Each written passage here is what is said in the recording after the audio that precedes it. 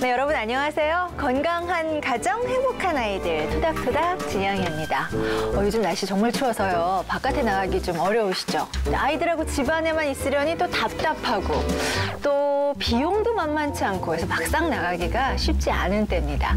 근데 육아정보 사이트 잘 찾아보시면 체험활동 무료로 진행하는 프로그램 안내도 돼 있고요. 눈썰매나 스키 같은 건 저렴하게 강습받을 수 있는 그런 프로그램도 안내하는 곳이 있습니다. 새로운 체험 많이 좀 적극적으로 하셔서요. 아이들하고 좀 신나게 몸 부딪히고 노는 그 건강한 겨울을 보냈으면 하는 바람입니다. 자, 건강한 가정, 행복한 아이들 토닥토닥 오늘 함께 할 분들 소개해 드릴게요. 먼저 김미진 씨, 이정영 씨입니다. 안녕하세요. 안녕하세요. 네. 아유, 토닥토닥 하면서 굉장히 좋아졌어요. 네네. 근데 이상하게 그 아이들과 제 관계가 좋아지기보다는 저와 남편의 관계가 많이 좋아져서 요즘 아주 서로 잘 도와주면서 잘 생활하고 있습니다. 근데 방송을 하고 나서는 굉장히 아이들한테 친밀해지고 좋은 엄마가 되는데 왜 한 2, 3일만 지나면 다 까먹고 또 원상태로 돌아간지는 잘 모르겠어요. 그래서 오늘도 잘 배워갈 생각입니다. 남편이랑 사이가 좋으셨어요? 예, 막 일을 도와주고 그래요. 그래서 당신 무슨 일 있어? 막 물었죠. 조만간에 아기 소식이 들리겠네요. 뭐야?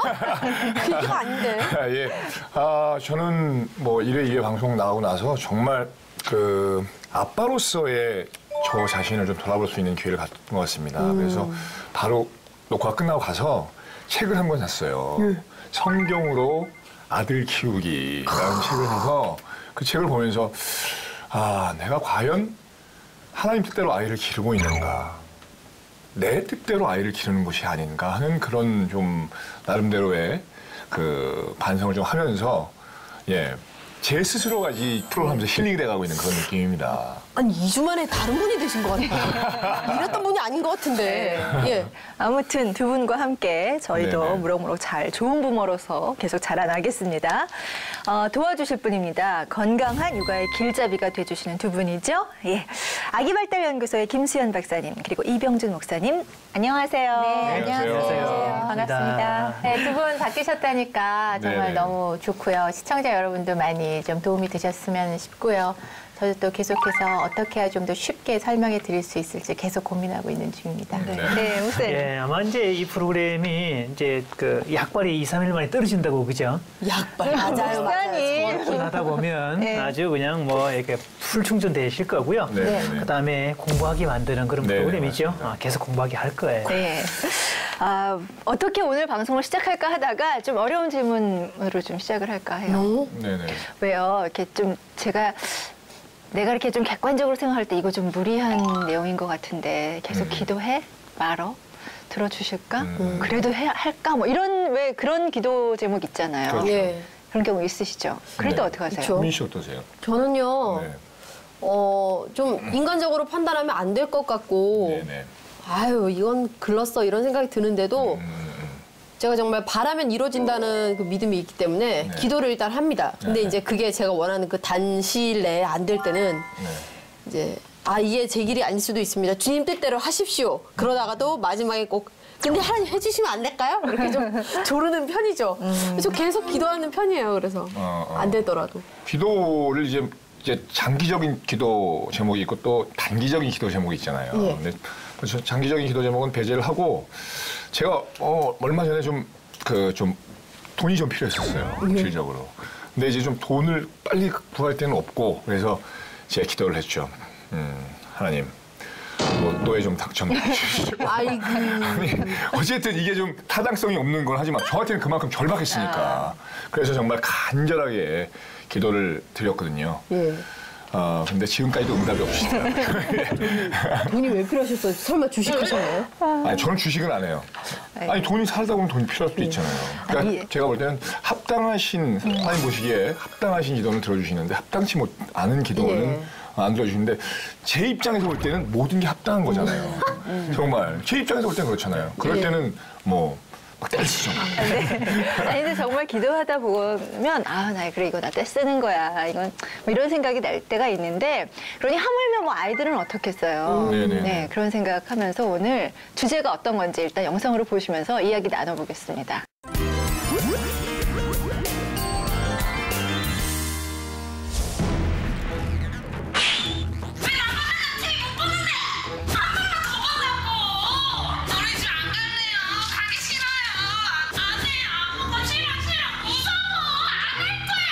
야야, 엄마 말 안 들을 거야. 웃겨서? 이젠 절대 안 보여줄 거야 그러면? 안 되는 거야. 엄마가 안 되는 건 안 된다고 했어.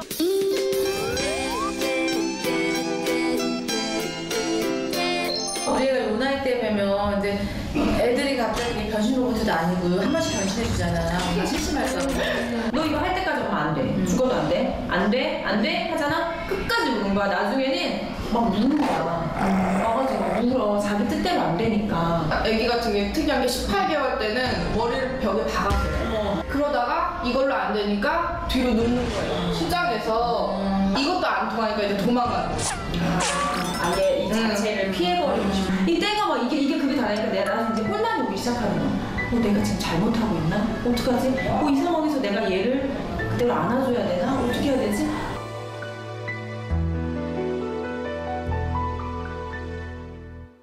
네, 오늘의 주제입니다. 함께 보셨습니다. 떼 쓰는 우리 아이 어떻게 해야 할까요? 예, 함께 생각해 보겠습니다.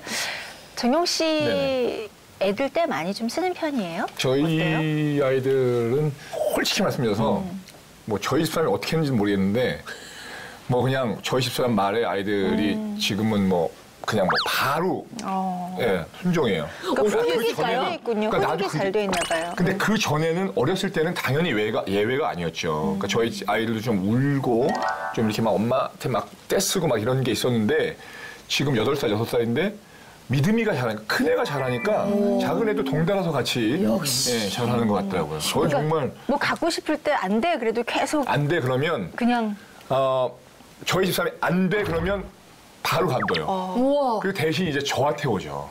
에이. 근데 어쨌든 이제 저한테 와서 그렇다고 해서 막 때를 쓰거나 그러진 않아요. 울거나 막 그러진 않아요. 그러니까 네. 다른 그래서 자기의 다른 길을 이제 찾는 방법을 거죠. 모색을 하는 네, 거죠. 그렇군요. 예. 신기하네. 미진 씨는 어때요?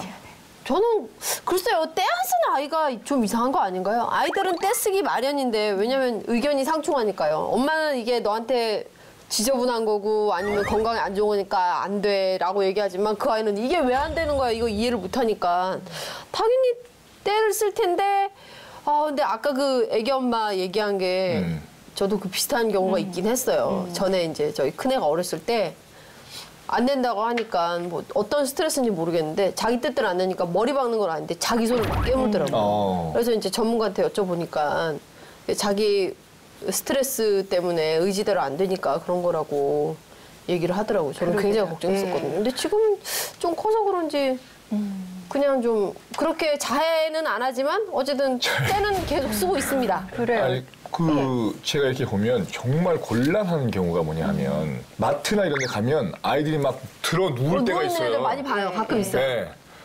그러면 정말 그 부모들 보면 좀 측은한 생각도 들고 또 한편으로는 아니 도대체 애들을 어떻게 키운 거야? 이렇게 또 비난의 눈길로도 보게 되고 정말 그 부모 입장에서도 막 보면 막 어떻게 해야 될지를 몰라요. 애가 그러니까 빨리 그러니까 사람들이 있어서 막 창피한데 그렇죠. 아이가 말을 안 따라주니까 곤혹스럽고 정말 그런 당황스럽고 것 어찌할 바 모르고 네. 뭐 그렇게 되는데 이 때라는 걸 저희가 이 프로그램 시작하기 전에 한번 정의를 한번 찾아봐야겠다 싶어서요. 사전을 봤더니 부당한 요구나 청을 들어달라고 고집하는 것이라고 나와 있어요. 그러니까 부당한 요구.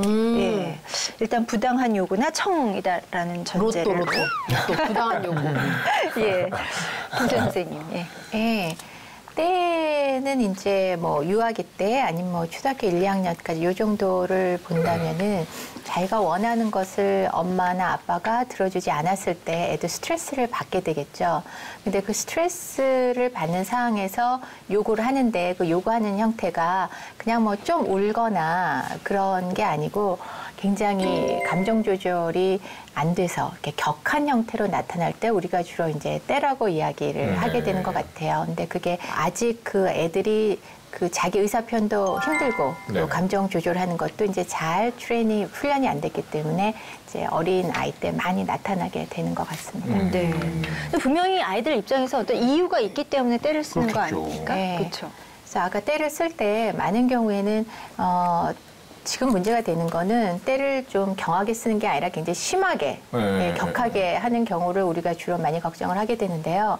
일단 내가 막 화를 내고 대굴대굴 구르고 자해를 하고 뭐 엄마를 때리고 해서 내가 힘이 있다. 그러니까 너는 내 말을 들어야 된다. 해서 자기 힘을 과시함으로써 모든 사람의 관심을 자기 쪽으로 오게 해서 이제 엄마를 조종하고 싶은, 그래서 엄마가 내가 원하는 것을 하도록 하고자 하는 그런 의도도 분명히 숨어져 있고요. 그리고 하지만 어떤 경우에는 아이가 정당한, 자기 생각에 정당한 이유가 있는데 제대로 표현하지 못해서 엄마가 공감을 해주지 못한 상황에서 이제 더 표현은 하고 싶은데 말로 표현이 안 되니까 몸짓으로 더 많이 나타나게 되는 경우도 또 일부 있습니다. 네. 이제 그게 이제 어떻게 보면 애들이 나만 봐라고 하는 거죠. 나만 바라봐 달라는 거죠. 그런데 이제 이 속성이 최초의 인간이 었던 아담 때부터 예외가 없이 누구나 예외 없이 다 있거든요, 다. 그 이제 사탄이 시험을 하잖아요, 3가지 시험을. 그 중에 한 가지가 이거 먹으면 하나님처럼 될 거다. 여기에 너는 절대 약하지도 않고 열등하지도 않고 네가 최고다. 이런 느낌이 있거든요, 다. 그러니까 이제 그런 거 할 때 기분이 좋은 거죠. 자기를 과시하고 싶고 뭔가를 자기를 드러내고 싶고 또 아이가 어릴 때는 부모가 다 해주잖아요. 다 해주는데 커갈수록 안 해주잖아요. 어릴 때가 좋잖아요, 애들은. 자꾸 이제 돌아가려고 하는 그런 욕구들이지요. 그래서 부당하게 말도 안 되는 뭐 억지를 부린다든지 이런 방식으로 나올 수 있어요. 그러니까 어떻게 보면 이 때를 쓰는 그 욕구는 인간의 기본에 아주 깔려 있는 속성들이죠. 사실 우리도 때를 쓰잖아요, 사실은. 저도 때를 써요. 아까 기도할 때 왜 말도 안 되는 기도할 때 그 우리가 왜 기도할 때 막 금식해버리잖아요, 그거. 그거 어떤 면에서 하나님 앞에 때 쓰는 거거든요. 정당하게. 그러네요. 아, 근데요. 저는 때가 참 싫은 게 차라리 들어놓는 애는 저는 오히려 괜찮은 것 같아요. 전 저희 집 애들은 이거부터 시작을 하는데 딱 들으면 이거 하지 마. 저도 선생님들처럼 소비야, 그러면 안 되지. 선생님 말 들어봐, 엄마 말 들어봐. 이렇게 안 되는 거예요. 왜냐면 이 아이들이 엄마라는 걸 알기 때문에 저한테 선생님들한테 대하듯이 안 하거든요. 그러니까 저도 이렇게 시작, 또 하지 마. 듣기 싫어. 하지 마. 이쁜 소리. 요구해봐. 이쁘게. 저도 이렇게 나와요. 근데 다른 집 아이들도 저희 집 애들처럼 이런 것만 하나요? 또 다른 모양으로 하나요? 그 김미진 씨는 차라리 대굴대굴 구르는 게 낫겠다. 잉잉거리는 걸 난 더 못 참겠다 그러잖아요. 어떻겠어요. 그렇지만 이제 제 입장에서는 그 잉잉거리는 거는 매우 경하게 하는 거고요. 이제 대굴대굴 구른다거나 이제 이런 게 더 심한 거거든요. 그래서 경하게는 그렇게 잉잉 그리고 좀 울거나 그런 데서부터 그다음에 좀 더 크게 울겠죠. 그러다면 이제 몸부림을 많이 치겠죠. 그러다가 이제 대굴대굴 구를 수도 있고요. 그러다가 상대방을 때리거나 나를 때리거나 그런 이제 우리가 이제 단계라고 얘기하거든요. 뭐 때 5가지 단계 이렇게 얘기해서 그 다음에는 이제 어린 아이들일수록 더 많은 현상인데 내가 응급 위험한 상황에 처했다라는 걸 보여줌으로써 관심을 끌어서 이제 엄마가 내 말 듣게 하는 방법이 억지로 이렇게 손을 혀 뒤쪽을 눌러서 이제 토를 해요. 그런 경우도 있어요? 네, 많아요. 그런 애들도 많이 있고 그 다음에는 뭐 부모 상담할 때 잠깐 기다리세요 하면은 그냥 엄마가 안 나오니까 오줌을 싸요. 그러면 이제 엄마가 갈아주러 나올 수 있기 때문에 의도적으로 오줌을 싸버린다거나 아니면은 제일 심한 경우에는 숨을 멈춰버리거든요.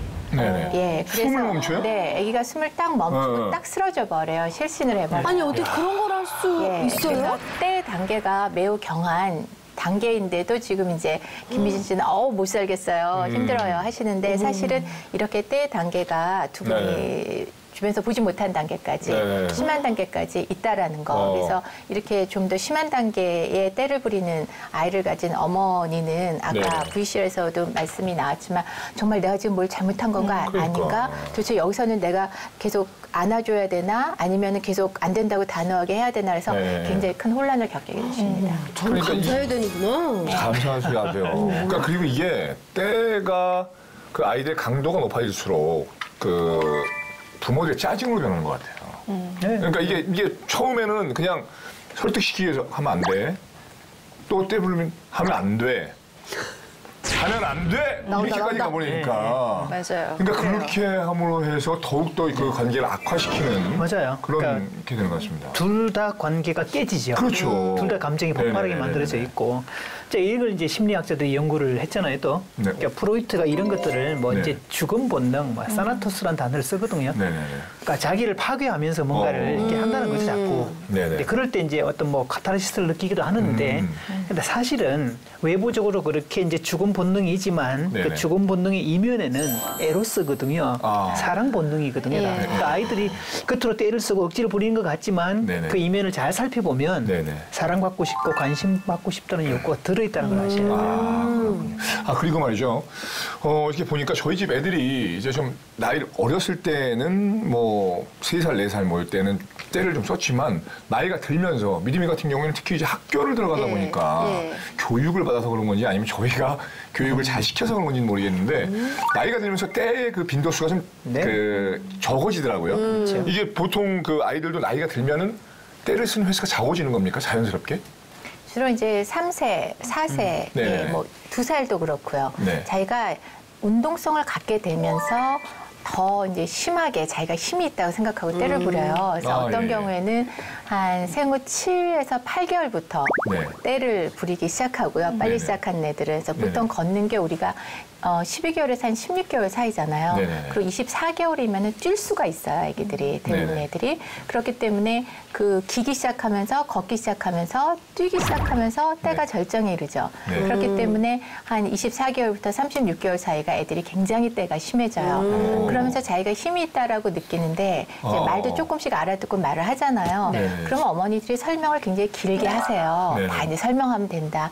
근데 설명을 아무리 친절하게 길게 해도 애는 계속 때를 쓰거든요. 네. 그 이유가 뭐냐면 말은 할 수 있고 뭐 간단한 말을 알아들을 수도 있지만 네. 엄마 입장에서 하는 말이 무슨 말인지를 이해하기까지는 네네. 최소한 만 4세에서 만 5세가 돼야 된다는 거예요. 상대적인 입장을 이해하려는 네. 거는. 그렇기 때문에 대부분 애들이 한 5세 정도 되면서부터는 어머니가 이제 말을 이래저래 설명을 하면 네. 그리고 결국 그렇게 해봤자 너한테도 손해고 나한테도 손해다라는 이런 설명을 이해할 수 있게 되니까 만 5세부터는 조금씩 애가 때들이 줄어들고 이제 좀 일찍 좀 시작된다 하면 만 4세부터는 때가 조금 줄어들게 되죠. 저도요, 저희 둘째 아이가요, 들어눕기를 참 잘했거든요. 주로 아들들이 들어눕죠. 네, 둘째가. 큰애는 안 그랬는데. 네. 근데 진짜 그때 생각하니까 지금 막 식은땀 나고. 근데 분명히, 지금은 안 눕거든요. 아니 혼자 있을 때 상관이 없는데 사람도 있을 때 그러면 네. 특히나 진영이 씨, 네. 송범수 씨 알아볼 텐데. 그러니까 홍범수 씨하고 진영 씨 이제 지금 지적인 이미지인데 애들은 막 들어눕고 막 그러면 근데 시간이 지나니까 진짜 좀 이렇게 선생님께서 말씀해 주신 것처럼 좋아지는데 왜 나이 들어도 교묘하게 떼쓴 친구들 있잖아요. 예, 그럴 때는 도대체 얘네들이 무슨 생각을 하고 있는지 좀 네네. 허심탄회하게 얘기를 좀 속마음을 좀 들어봤으면 좋겠고 네네네. 뭘 원하는지 그런 걸 좀 마치 무슨 그 사용 설명서 읽듯이 좀 알았으면 좋겠다 이럴 때가 있거든요. 근데 저희 프로그램은 항상 아이들이 직접 편안하게 자신의 이야기를 해준다는 강점이 있잖아요. 네네. 그래서 오늘도 이 주제와 관련해서 당사자 두 분을 모셨습니다. 예, 스튜디오로 모시겠습니다.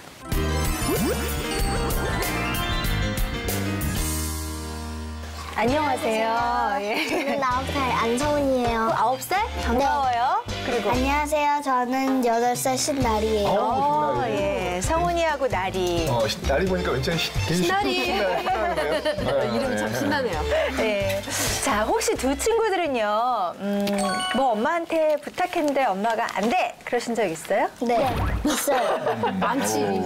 많아요? 네. 그럴 때 성훈이는 어떻게 해요? 아빠 보고 막 쫄르면서 막, 사줘. 막 이래. 정말. 야, 그대로 재현을 했네. 그럼 사주세요. 네. 아빠가 사주고요. 엄마는 막 혼내요.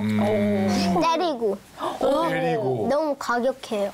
그렇구나. 그러면 엄마한테는 이제 그만해야겠다 이런 생각이 들어요? 네. 그래서 무조건 아빠한테? 네. 그럼 아빠는 다 해줘요? 네. 근데 엄마랑 아빠랑 싸워요. 결국은. 그럼 그럴 때 어때요, 성훈이 마음이? 그럴 때요? 슬퍼요. 마치 제가 성훈이 아빠 같은 그대에게 똑같이 그러시군요. 예. 엄마가 왜 안 사주신 것 같아요?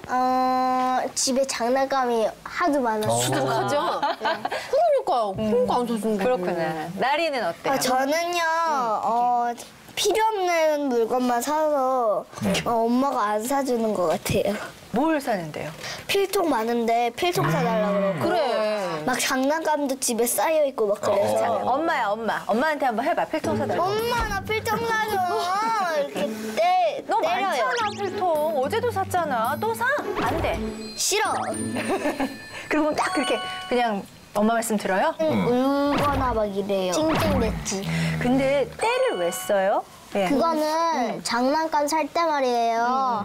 그때요 때 부리는 게 더 쉽잖아요. 장난감 얻기가요. 그러니까 나중에 사주시니까 네. 때를 부리면. 1시간 뒤면 사주시니까. 이런. 그러면서 시간 끌으면서 막 그러면 사주시니까요. 그러니까 결국은 때를 부리는 거예요? 네. 예. 나리는 어떻게 해요? 저는 엄마가요. 그렇게 때를 쓰면 엄마가 나중에 사줄 것 같아서 때를 쓰는 거예요. 그러면 때 부릴 때 엄마는 느낌이 어떨 것 같아요? 엄마는요? 왜 때리고 화낼 것 같아요? 엄마가 어떤 느낌이 드셔요? 엄마는 마음이 아플 것 같아요. 미안할 것 같아요. 아, 못 사줘서. 네. 미안한데 왜 화내고 때릴까요?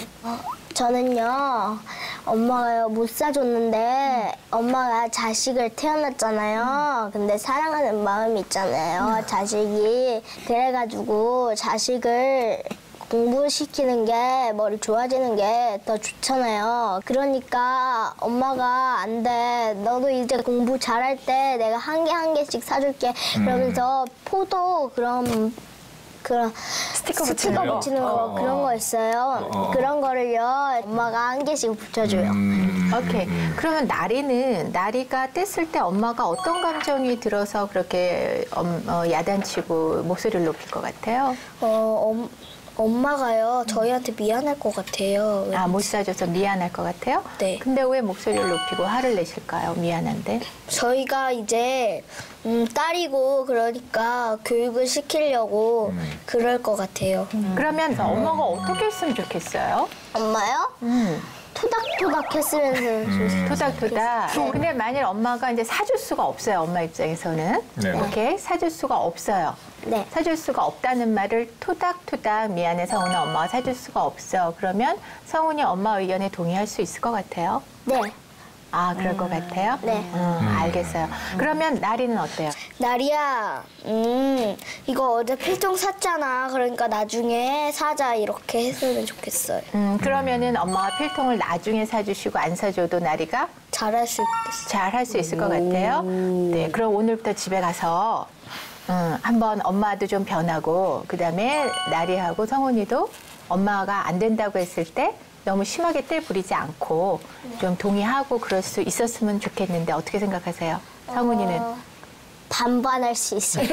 아, 100은 안 될 것 같아요. 네. 나리는 어때요? 저는 엄마한테 예쁘게 말하고 그랬으면 엄마가 잘 할 것 같아요. 그래요. 오늘 이렇게 시간 내줘서 고맙고요. 네. 엄마한테 하고 싶은 말 있을 것 같아. 우리 한마디씩 좀 엄마한테 말씀드려볼까? 네. 공부도 잘하고 그거 칭찬도 많이 듣고 그리고 노래도 모두 다 잘할 테니까 엄마 나 장난감 많이 사줘. 엄마 사랑해. 제 앞으로는 짜증 안 내고 이제 떼 쓰지 않고 그럴 테니까 엄마 이제부터 저 좀 많이 챙겨주세요. 사랑해요. 그래요. 고마워요. 시간 내줘서 고맙습니다, 두 분. 안녕히 계세요. 네, 어린이 대표 2명과 얘기 나눠봤습니다.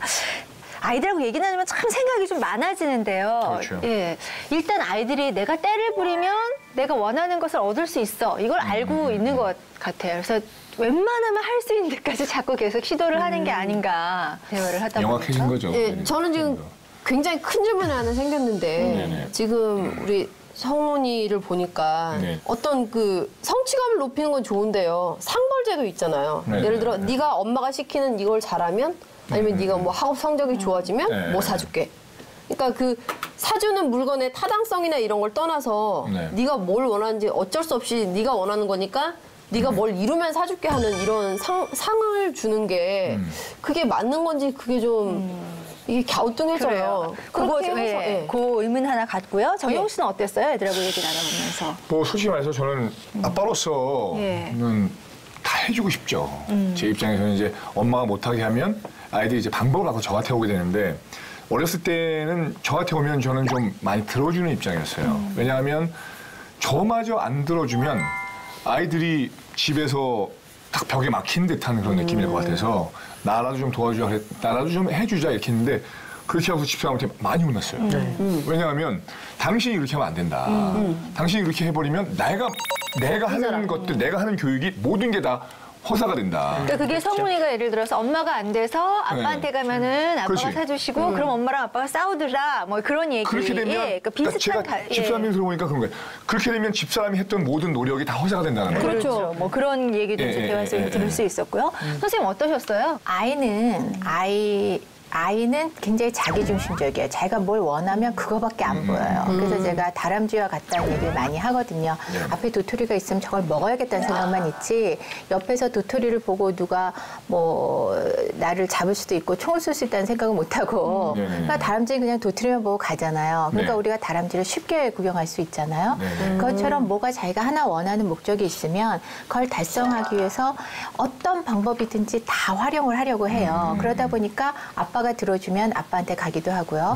그리고 아까 성훈이가 뭐라 그랬냐면 결국 때를 쓰면은 그게 맞다고 했잖아요. 근데 또 성훈이네 집에서는 상벌을 같이 그 스티커 붙이는 것도 같이 하잖아요. 그러니까 상벌도 하시고 그다음에 때를 썼는데 결국은 부모님이 때를 쓰면 들어줬단 말이에요.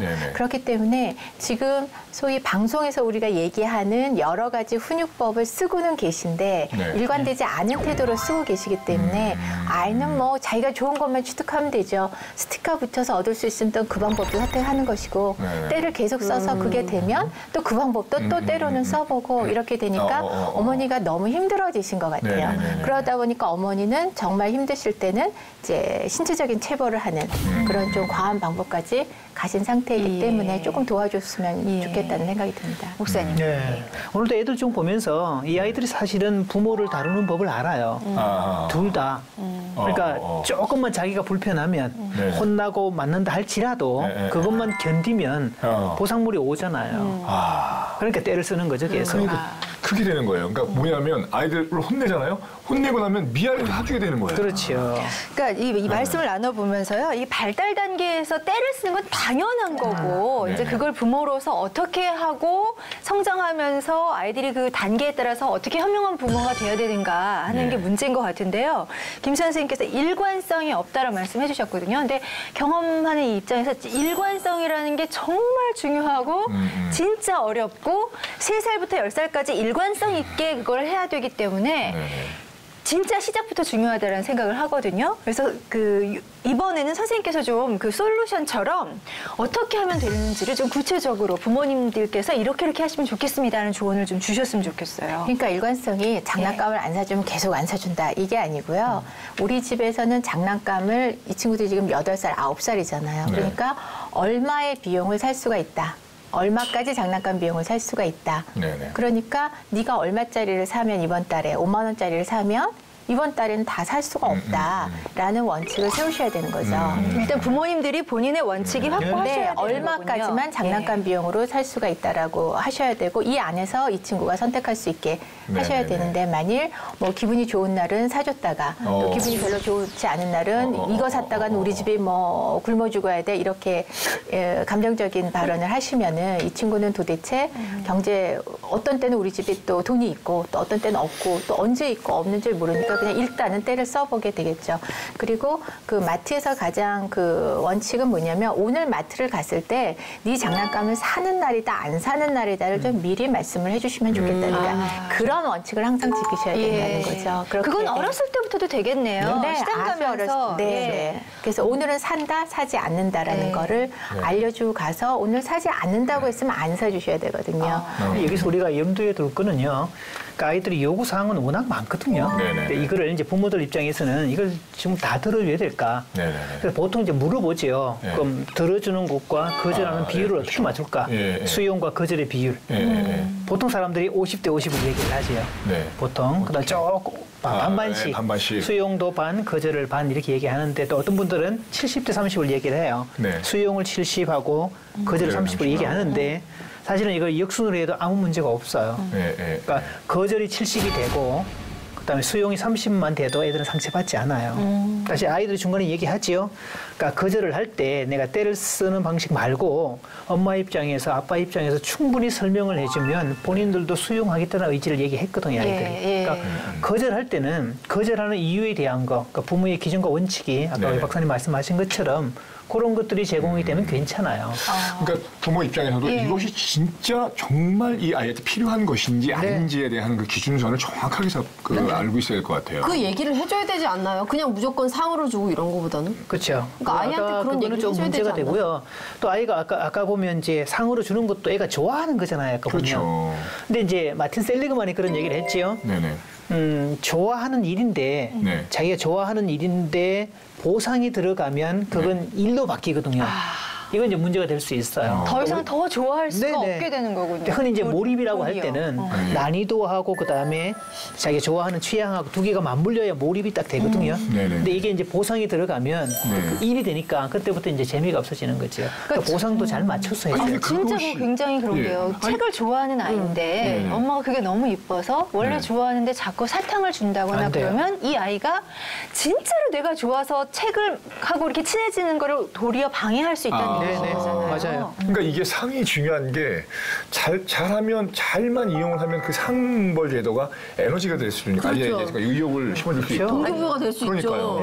그러니까 저희 프로그램 좀 챙겨 보셔야 될 것 같아요. 진짜로. 왜냐하면 이거는 훈련하고 계속 선생님들한테 듣고 그러면서 연습해야지. 그거 어떻게 그러겠어요. 그러니까 이제 흔히 그럼 이런 게 더 좋겠네요. 목사님 말씀 들어보니까 예를 들어서 엄마 뭘 해줘 그랬을 때는 안 돼라기보다는 그게 당장 해결이 안 될 것 같으면 그래 한번 생각해보자. 생각해보고 얘기해보자.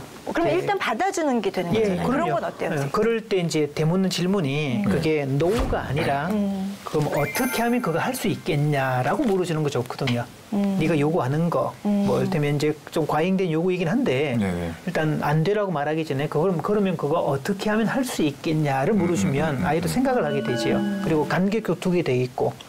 이걸 어떻게 해결하면 좋겠니라고 이제 물었으면 좋겠다고 해서 제가 생각이 난 건데 제가 이스라엘에 있을 때 굉장히 이제 쇼크를 먹은 게 뭐냐면 그 애들이 피아노를 사달라고 그러잖아요. 피아노를 사달라고 하는데 이게 상당히 비싸잖아요. 그래서 이 문제를 어떻게 해결하나 봤더니요. 대화를 해요. 가서 얼마인지 알아와라 그래요. 피아노 값이. 그래서 이 친구가 가서 알아오게 하더라고요. 알아오게 한 다음에 오케이 피아노가 100만 원이다 했을 때 엄마가 지금 버는 돈에서 너한테 대줄 수 있는 게 50만 원이다라고 이야기를 해요. 그러면 나와 같이 나머지 50만 원을 어떻게 충당할 수 있을지 계획을 세워보자라고 하더라고요. 결국은 경제교육도 되네요, 그러면. 네. 그래서 결국은 이 친구가 어떻게 아르바이트를 해서 얼마의 기간 뒤에 결국 50만 원을 모아지면 엄마가 줄 수 있는 50만 원과 같이 해서 피아노를 사자라고 문제 해결하는 방법을 제가 친구가 그렇게 해결하는 방법을 보고 이게 유태식의 정말 해결 방법이구나.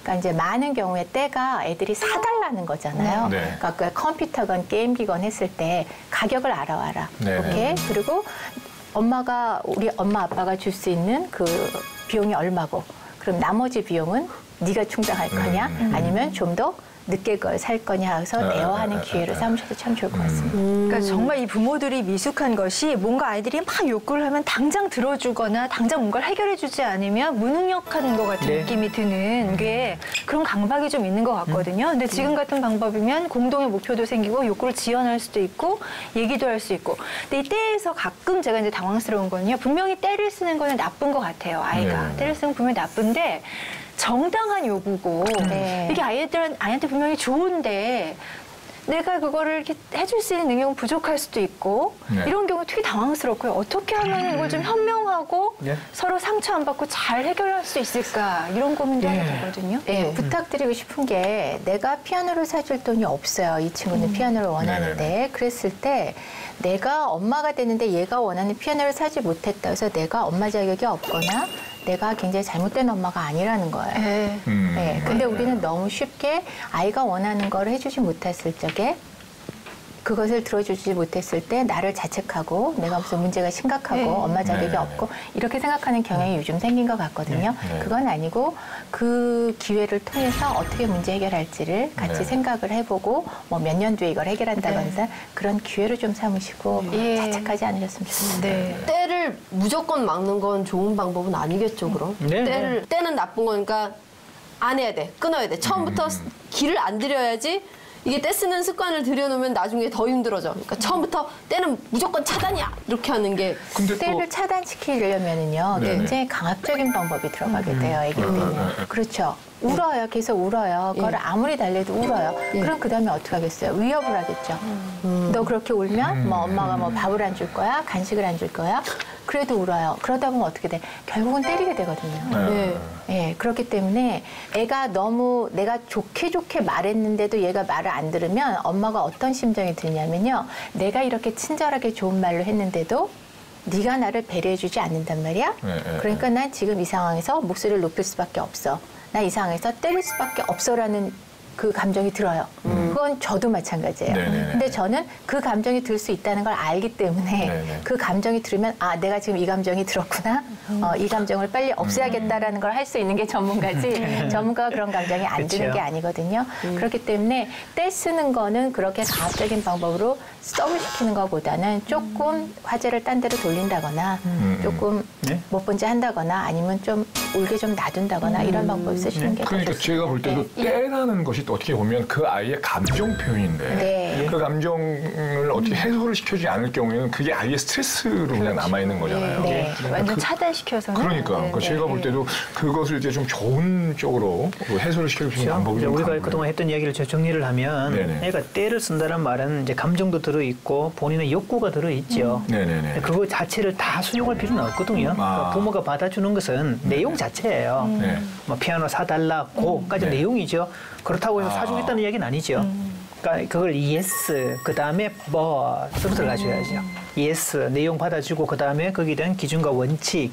그러면 감정은 받아준다는 그렇죠. 말씀이시죠? 내용 자체는 받아줘도 괜찮아요. 그러나 but 해서 부모의 기준과 원칙, 상황 이런 거 설명해 주면 되거든요. 네, 그래서 때를 쓸 때 너무 강압적인 방법을 쓰지 않으면 결국 이제 울게 내버려 둘 수밖에 없잖아요. 그때 제가 이제 주로 많이 하시라고 하는 방법이요. 미안해라는 말을 좀 많이 하시라고 말씀을 드려요. 아이들한테. 나는 사줄 수가 없어. 너는 그걸 갖고 싶고 나는 사줄 수가 없어. 그리고 나는 안 사줄 거야. 원칙에. 근데 네가 갖지 못해서 속상해하는 마음은 이해가 돼. 그래서 거기에 대해서 내가 잘못해서 미안해가 아니라 네가 너무 속상해하는 마음이 이해가 되기 때문에 어쨌든 미안해. 무슨 말씀을 근데 정말 미안하지만 이거는 사줄 수가 없어 라고 해서 좀 미안하다는 말을 말씀 많이 하시는 게 뭐 때리거나 그러는 것보다 훨씬 좋을 것 같아요.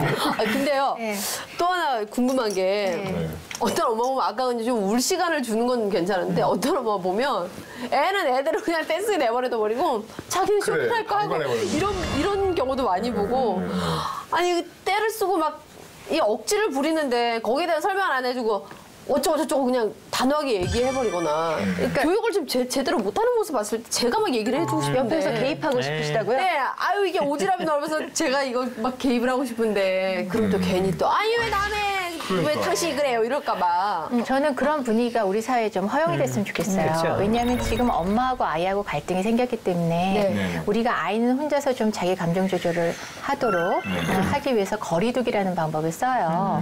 그때 옆에 있던 옆집 엄마라든지 이런 분들이 애한테 가서 애는 알죠. 옆집 아줌마가 장난감을 사줄 수 있는 사람이 아니라는 걸 알잖아. 하지만 이 아이의 속상한 마음을 공감해주고 엄마 입장을 설명을 해주고 하는 그런 중개 역할을 해줄 수 있다면 저는 너무 좋을 것 같아요. 근데 대가족 제도에서는 그게 가능했잖아요. 근데 지금 핵가족이 됐는데 이제는 내 아이는 내가 책임지고 키워야 된다 뭐 이런 것 때문에 그 마트에서 막 울고 그랬을 적에 애한테 가서 엄마가 지금 사줄 수가 없는가 봐. 우리 그냥 이제 엄마랑 같이 집에 가자 했을 때 내 아이는 내버려 두세요. 내가 알아서 온육할 거예요. 이러시는 분들도 있어요. 네. 근데 그거는 썩 지혜로운 방법이 아닌 것 같고요. 하지만 그 아이한테 가서 엄마 나빠, 엄마 뗐지, 왜 안 사주는 거야? 우리 뭐 선영이가 가고 싶어. 이런 매너는 아니고 아이 입장 공감해주고 엄마 입장을 대변해주는 그런 착한 김미진 씨 같은 이웃이 많았으면 좋겠어요. 아니 그래서 정말 그 한 아이를 키우기 위해서는 온 마을 공동체가 필요하다라는 얘기가 있잖아요. 바로 이제 그런 뜻으로 말씀해 주신 게 아닌가 하는 생각이 들고 말씀 중에 선생님 왜 지금 거리두기 말씀하셨잖아요. 그러니까 큰애 때는 그게 좀 안 되는데요. 둘째가 되니까 막 그러면 그래 저러다 말겠지라든지 좀 이렇게 그게 막 큰일을 하기보다는 조금 몰라 뭐 이렇게 좀 되거든요. 근데 그런 방법을 진짜 쓰는 건 좀 어때요, 선생님? 그런 방법을 우리가 감정 조절을 잘 할 수 없는 친구들의 감정 조절을 하게 하는 방법으로 저희가 써요. 그런데 이제 그 엄마의 그 마음이 뭐냐는 거죠. 나 힘들어 죽겠어. 그냥 내버려 둬야지. 이제 이런 마음이기보다는 지금은 조금 서로 떨어져 있는 게 좋겠다라고 해야 되는 거고요. 분명히 속상한 거는 이해는 돼. I'm very sorry. 그런데 이거는 안 돼. 라는 원칙을 분명히 주시고 네가 속상한 건 알겠어. 미안해. 라는 것까진 하고 나서 지금 엄마가 설거지가 많네. 미안해. 엄마 설거지 좀 해야겠다 하거나 이렇게 빠지셔야지 막 우는 상황에서 갑자기 너 울었어? 나 냉정해지고 거리두기 할 거야. 그러면서 싸늘하게 가서 소파에 앉아서 텔레비를 보신다거나 뭐 잡지를 보시는 건 곤란하겠네요. 네. 자, 이렇게 해서 좀 이제 정말 아이들과의 어떤 감정적인 관계, 부모로서의 태도는 여기서 좀 정리를 해보고요. 이번에는 아마 어느 댁이든 다 이런 것 때문에 많이 싸우셨을 것 같아요. 그러니까 뭐 이정용 씨도 그렇고 저도 그렇고 이거 엄마랑 아빠랑 서로 마음이 다르고 다른 결과로 해가지고 결국은 그게 부모 싸움 되잖아요. 그렇죠. 그래서 이런 일이 있어서 그 김수현 박사님한테 도움을 직접 청한 부부가 있으세요. 그리고 상담을 좀 받으셨거든요. 저희가 그걸 좀 함께 찍어봤습니다. 보시고 또 말씀 나누겠습니다.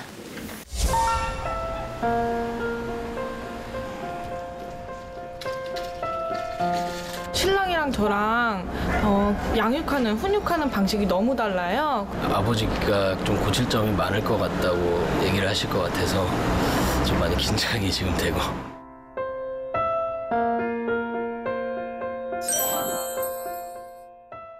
최근에 하윤이가 때를 부린 사건을, 구체적인 사건을 한 가지만 한번 얘기해 줘 보실래요? 하윤이가 어린이집을 안 가려고 해요. 그러니까 어린이집 등원도 아빠랑 둘이는 안 가고 무조건 엄마랑 같이 가야 돼요. 네. 그래서 차 타고 어린이집 앞에 내려주면 하윤아 내리자 하면 하윤이는 안 내려요. 차에서 앞으로 도망가고 안 내리려고 뒤로도 가고 그러다가 제가 팔로 그냥 이렇게 끄집어 당겨서 내리거든요. 네, 그렇게 하면 어머니는 어떤 느낌이 드세요? 짜증이 나죠. 짜증이 나세요? 네. 또 어떤 느낌이 드세요? 빨리빨리 보내야 되는데 안 되니까 조급해지고 화나고 막 힘들어요. 집에 혼자 가고 싶어요. 애기 다 그냥 신랑한테 버리고. 아기를 신랑한테 맡기고 나는 집으로 혼자 갔으면 좋겠다. 그러면 엄마가 이렇게 할 때 남편은 어떻게 하고 계세요? 그냥 앉아서 일단 아기를 좀 달래죠. 달래서 어린이집 가라고. 어떻게 달래세요? 뭐 하루 빨리 어린이집 가야지. 엄마 말 잘 들어야지. 이런 식으로. 근데 그런 방법이 아이한테 효과가 있나요? 그렇게 큰 효과는 없는 것 같고요. 네. 거의 그냥 잡아서 내리니까. 거의 잡아서 효과가 내리니까. 있는지 없는지를 잘 모르겠어요. 그럴 때 엄마 느낌은 어떠세요? 그냥 한번 아빠가 그렇게 하면 안 돼 이렇게 딱 단호하게 말해줬으면 좋겠는데 좋게 말해주니까 그냥 짜증나요. 아, 짜증나요. 남편도 단호하게 하윤아 어린이집 가야 돼 이렇게 해줬으면 좋겠어요. 네, 그렇게 해줬으면 좋겠어요. 애가 일단 말을 안 돼. 엄마 아빠를 아니 애가 저를 좀 무시하는 것 같아요. 아, 그래요? 제가 막 이렇게 화를 내도 딱 웃어요. 반성을 하지 않는 것 같아요. 반성을 하지 않는데 그냥 엄마가 화내니까 내가 잘못했어 이러면 엄마가 더 이상 화를 내지 않으니까 그걸로 이제 꾀를 부리는 것 같아요. 아, 꾀를 부리는 것 같아요? 아버지가 옆에서 이 장면 볼 때는 느낌이 어떠세요? 그냥 귀여운데. 아, 귀여우세요? 예. 남편이 귀엽다는 말 들으니까 지금 기분이 어떠세요? 엄마는 나를 무시하는 것 같고 애가. 어이가 없네요. 어이가 없어요. 네. 귀여워.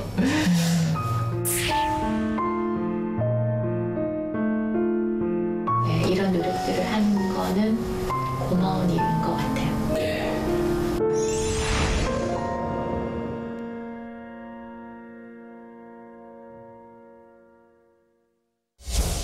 네, 함께 보셨습니다. 어린이집에 가기 싫다고 하는 36개월 아이를 둔 엄마 아빠의 이야기를 좀 들어봤는데요. 미진 씨 어때요? 공감 가죠. 근데 무작정 태우려고 차에 태워서 빨리 보내려고 이렇게 하면 납득이 잘 안 되고요. 제가 보니까 그 선생님들한테 조언을 들어보니까 새로운 놀잇감이 있다. 친구들이 너 기다리고 있다. 너 지금 안 가면 친구들은 놀잇감 다 갖고 노는데 너만 또 못하면 얼마나 속상하냐. 이렇게 좀 설득을 좀 많이 하거나 그래야 되는데 일단 이것도요. 엄마 아빠가 같이 동시에 이걸 도와줘야지. 한 사람은 그냥 아유 귀여운 애 이러고 있고 엄마만 그렇게 설득해봤자 소용이 없거든요. 그래서 이런 것도 좀 일치를 해줘야 될 것 같아요. 그러니까 이제 아빠들 같은 경우에 제가 뭐 아빠의 입장에서 대변하려고 하는 게 아니라 제가 볼 때는 엄마가 생각하는 것만큼 그렇게 심각한 것 같지가 않고 때를 쓰는 것 같지가 않고 그냥 정말 그냥 싫다는 감정 표현을 그렇게 하는 거예요. 방법을 그렇게 알고 있는 거예요, 아이가. 그래요. 직접 이제 김 선생님께서 상담을 하셨으니까요. 김 선생님 말씀을 들어보는 게 좋을 것 같아요. 네.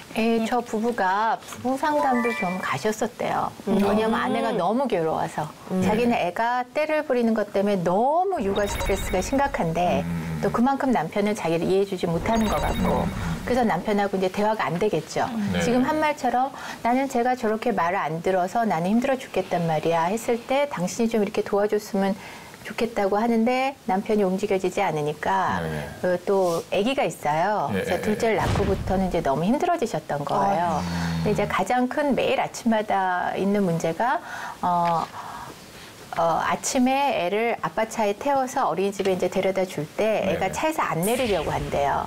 그래서 차에서 막 왔다 갔다 하면서 엄마가 내려야 된다고 하는데 그리고 또 둘째도 있잖아요. 근데 안 내리고 있는데 이제 아까 뭐라 그러세요? 엄마 말을 들어야지 하면서 좋은 말로 타이르는 게 이제 남편은 도와줬다고 생각하는 거지만 이 엄마는 얘가 안 내리려고 하기 때문에 얘를 이렇게 몸을 들어서 이제 내려야 된다는 거지.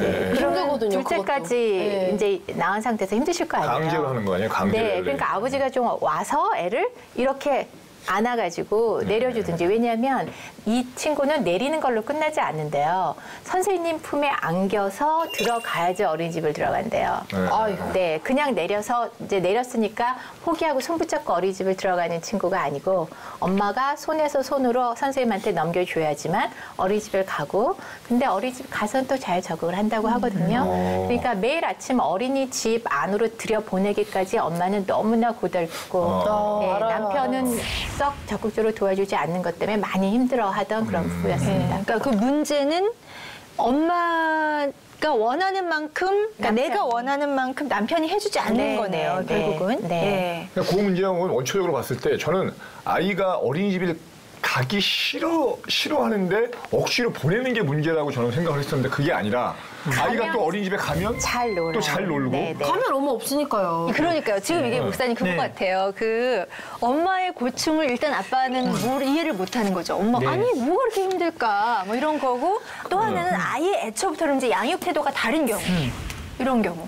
아니 36살짜리 아니 36개월짜리 애가 가기 싫어하는 거 당연한데 뭘 이렇게 심각하게 받아들여? 이정현 씨가 아까 말씀하신 것처럼. 근데 엄마는 아니 무슨 소리예요? 규칙 있게 자기가 정말 유치원 보내 그러면 그 규율에 맞춰서 하는 게 그렇게 교육을 시키는 게 당연한 거죠? 그럼요. 뭐 이런 경우도 있었죠. 이렇게 양육 태도가 완전히 다른 경우. 그래서 오는 갈등. 그렇죠. 이제 그래서 우리가 늘 다룰 때 일관성의 문제를 다루잖아요. 일관성이 없는 것은 정말 부모 유형 가운데 정말 최악의 부모라고 할 수 있는 그런 것들이죠. 그러니까 둘은 일단 동맹관계 돼야 돼요. 그러니까 부모가 아주 너무 이제 고리타분하고 뭐 권위적이라 할지라도 아이들은 거기 맞출 줄 알거든요. 그럼 선생님 이런 경우 어떻게 돼요? 일단 감정을 이해하는 거는 이제 부부끼리 서로 한다고 치고 근데 일단 기본적으로 양육 태도가 완전히 다르면은요. 그건 자꾸 대립이 될 수밖에 없잖아요. 네, 양육 태도가 다른 이유를 아내 되시는 분들은 남편들이 육아 서적을 잘 읽지 않아서라고 생각해요.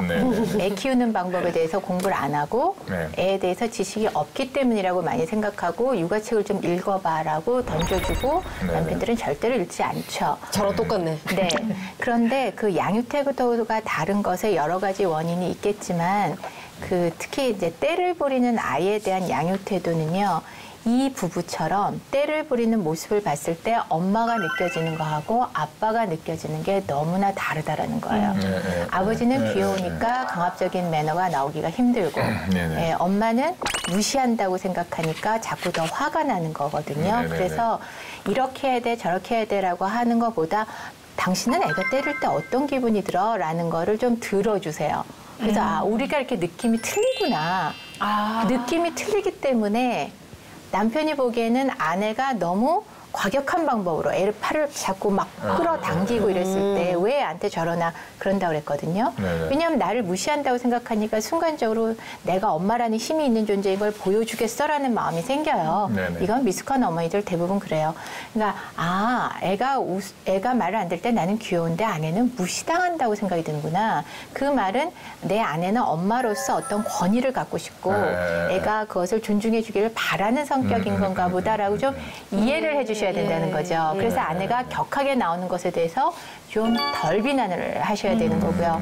아내 역시 애가 때를 부릴 때 귀엽게 보일 수도 있구나. 근데 그거를 어떻게 저게 귀엽게 보이는 거야 도대체 저 모습이라고 이렇게 따지고 물으실 일이 아니고 당신은 귀엽게 보이는구나. 나는 나를 무시하는 것 같아. 그래서 서로 인정을 해주시고 그다음에 어쨌든 문제 해결하려면 어떻게 해야 돼요?